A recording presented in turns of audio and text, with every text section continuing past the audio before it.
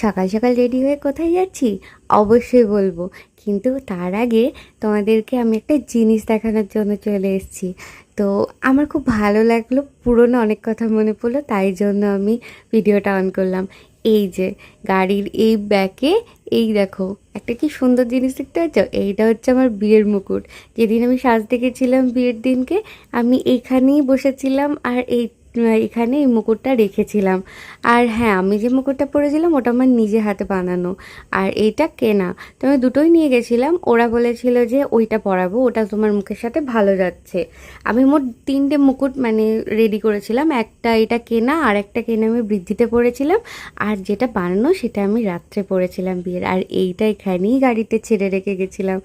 আজ হঠাৎ দেখতে পেলাম, পুরনো কত কথা মনে পড়ছে। কেমন লাগছে এই মুকুটটা পরে আমাকে? এটা তো আর পরতে পারবো না, তাই আজকে একবার পরলাম।